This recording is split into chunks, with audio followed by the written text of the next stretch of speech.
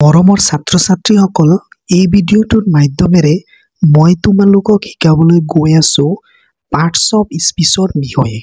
Parts of speech কাক বোলে, parts of speech কেই প্ৰকাৰ, এই ভিডিঅ'টোৰ মাধ্যমেৰে মই সকলো তোমালোকক ক'বলৈ গৈ আছো, শিকাবলৈ গৈ আছো। তো চোৱা, পাৰ্টস অফ স্পীচ।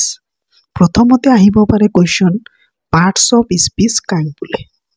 জানিব লাগিব তোমালোকে পাৰ্টস অফ স্পীচ কাক বোলে।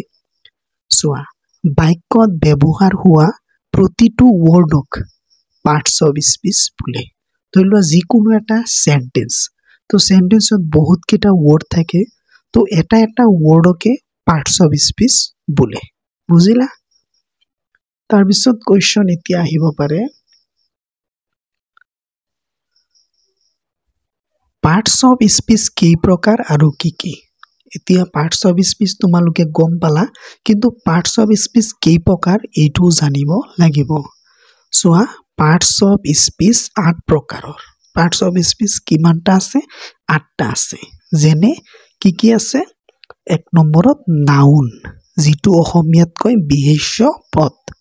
তাৰপিছত 2 নম্বৰ প্ৰনাউন, যিটো ইংলিছ 2 নম্বৰ কি আছে? প্ৰনাউন, আৰু যিটো অসমীয়াত কি কয়? সৰ্বনাম পদ।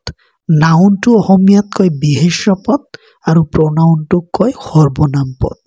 তাৰপিছত 3 নম্বৰত আছে ভাৰ্ব, যিটো অসমীয়াত কয় ক্ৰিয়া। 4 নম্বৰত হ'ল এডভাৰ্ব।